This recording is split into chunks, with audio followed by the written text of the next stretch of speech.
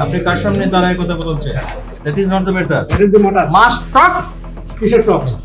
Control your mouth. Control your mouth. Yes. আমি শাসন করি। ওকে, ঠিক আছে। Okay, sir, শাসন করি। স্বাস্থ্যের ডিজির সাথে এভাবেই বিতর্কে জড়িয়েছিলেন ময়মনসিংহ মেডিকেল কলেজ হাসপাতালের জরুরি বিভাগের ক্যাজুয়ালিটি ইনচার্জ ধনদেব বর্মন।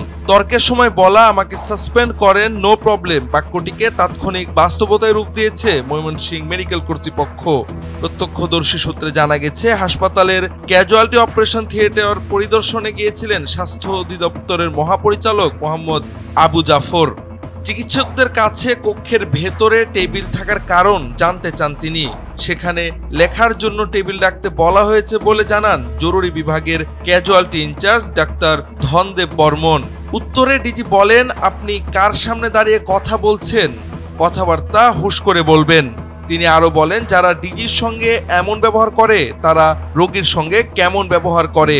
তখন চিকিৎসক বলেন, আমি রোগীর সঙ্গে অনেক ভালো বিহেভ করি, কিন্তু যারা দায়িত্বে আছে তাদের সঙ্গে আমার বিহেভ ভালো না। এ সময় ডিজি ও চিকিৎসকের মধ্যে উত্তপ্ত বাক্য বিনিময় হয়।